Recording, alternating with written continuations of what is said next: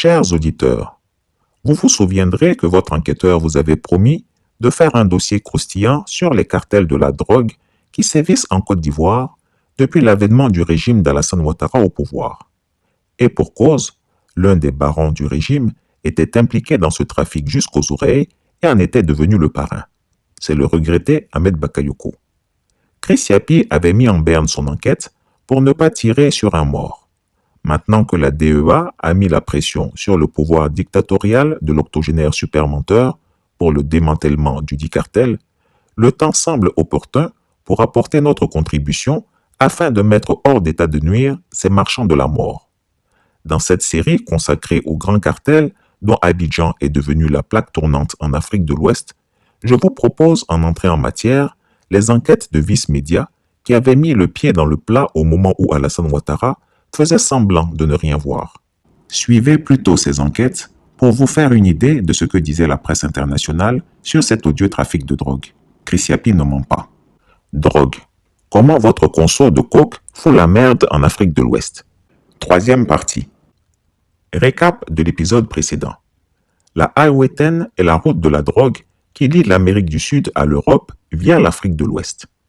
Après que la Guinée-Bissau ait été, pendant des années, la plaque tournante des cartels colombiens qui voulaient acheminer la cocaïne vers l'Europe en passant par l'Afrique de l'Ouest, les mafias se sont étendues au port de Dakar et d'Abidjan il y a quelques années. Ces cartels colombiens recrutent des alliés dans les plus hautes sphères de la politique ouest-africaine. Nous sommes à Abidjan pour savoir si c'est aussi le cas ici et on se retrouve par hasard dans une planque près de la villa du ministre de la Défense Ahmed Bakayoko, un pion central dans le trafic de cocaïne d'après les renseignements de l'agent des services secrets français qu'on a rencontré plus tôt. Une enquête sur le trafic de cocaïne? Oui. Téléphonez à votre voisin, le ministre de la Défense, il sait tout. Vous savez qu'il a une discothèque dans son sous-sol, mais soyez très prudent. Ces recommandations ne viennent pas de n'importe qui, mais d'une personne haut placée de l'impénétrable ambassade américaine à Abidjan, d'où les États-Unis surveillent d'ailleurs toute la région ouest-africaine. Notre planque dans le Beverly Hills local se trouve dans le quartier où résident de grands noms de l'industrie et de la politique. Par hasard, le diplomate américain, on ne peut pas révéler son identité, est assis à notre table de déjeuner lors de la fête de la Tabaski. C'est comme ça qu'on appelle l'Aïd en Afrique de l'Ouest. C'est un jour férié en Côte d'Ivoire, donc on espère que les services secrets sont aussi en congé. Les jours précédents et suivant la Tabaski, la recherche prend de l'ampleur. La veille, on a rencontré un escort boy à Gonzagueville, l'un des quartiers les plus pauvres d'Abidjan, situé entre l'aéroport international, le port maritime de Port-Boué et une autoroute. Derrière cette autoroute se trouve une parcelle de terre abandonnée, récemment achetée par le roi du Maroc. Sur une distance de 15 km, les marchés, les mosquées, les églises, les écoles, les maisons et leurs habitants ont dû céder leur place au projet des nouveaux bungalows de Mohamed VI sans aucune compensation. À 4 heures de l'après-midi, sous une chaleur écrasante, on retrouve dans un bar ce travailleur du sexe qui dit avoir des informations sur le ministre de la Défense. Je le connais. Je connais sa maison à Beverly Hills. J'étais son partenaire sexuel, mais on n'est plus en bons termes.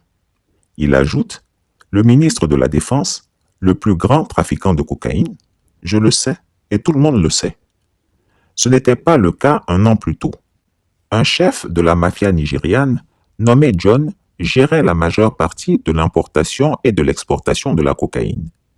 L'histoire suit le même schéma que celle de la Highway 10. Au départ, les cartels colombiens ont cherché l'aide de la mafia nigérienne pour faire passer la cocaïne par l'Afrique de l'Ouest. La mafia nigériane avait besoin de l'aide des autorités des ports mondiaux. Ces autorités, qui sont payées en coke, ont une vue sur l'activité et voient rapidement combien d'argent elles peuvent gagner dessus.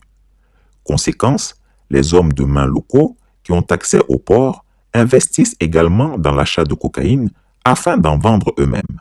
Ça s'est produit à Abidjan et se produit tout aussi bien dans le port d'Anvers aujourd'hui. S'ensuit généralement une forte lutte de pouvoir entre les anciens et les nouveaux venus. John était un milliardaire, explique notre informateur. Il faisait passer la coke par le port et approvisionnait les ghettos d'Abidjan. Dans le ghetto de Washington, il possédait un fumoir illégal pouvant accueillir jusqu'à 300 personnes. Un fumoir est l'équivalent ivoirien d'un coffee shop, à l'exception du fait que les gens y fument principalement du crack qui ne peut être consommé que sur place. Avec les recettes, il a construit l'hôtel Freeword et la discothèque Blue Rock. Je le connais bien, il était sympa. À un moment donné, il a acheté de nouveaux vêtements pour tous les consommateurs de son plus grand fumoir. Il a fait don de montants records à des orphelinats. Et surtout, il était très ami avec le ministre de la Défense.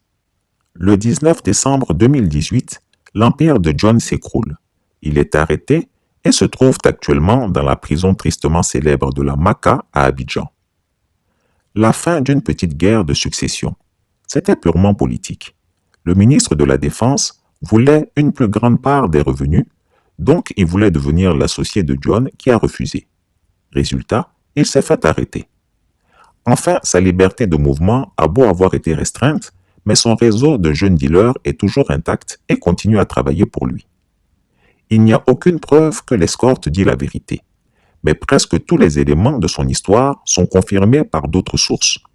Pour en revenir au diplomate américain de haut rang à côté de qui on est assis, lui aussi nous a confirmé l'implication de notre voisin dans le trafic de cocaïne.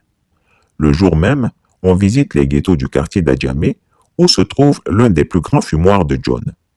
Le fumoir est surveillé par un babaché, un grand-père, qui impose une discipline stricte aux utilisateurs du fumoir et qui s'arrange avec la police et la gendarmerie qui viennent y chercher leur commission tous les jours.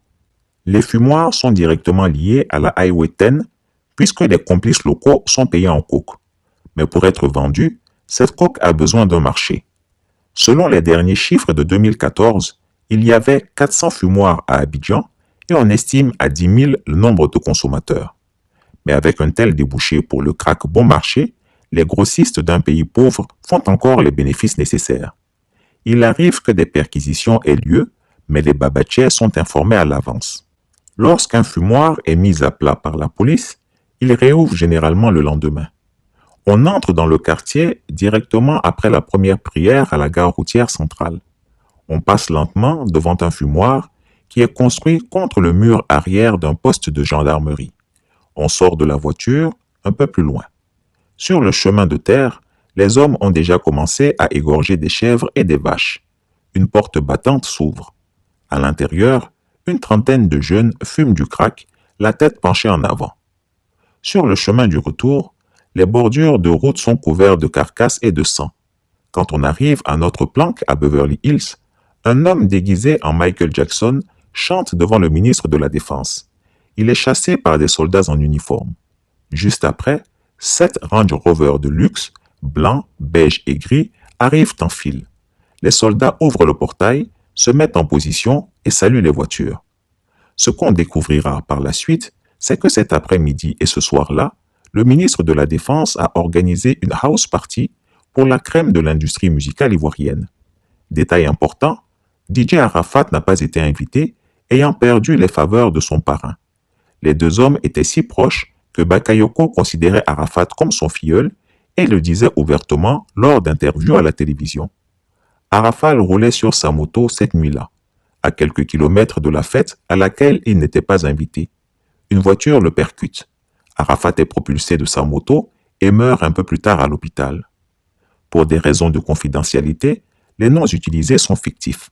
Cet article a été publié sur Vice FRBE. Retrouvez Chris Yapi sur son nouveau compte Twitter, ses 2 chaînes YouTube, sa chaîne Dailymotion, Instagram et Mediapart.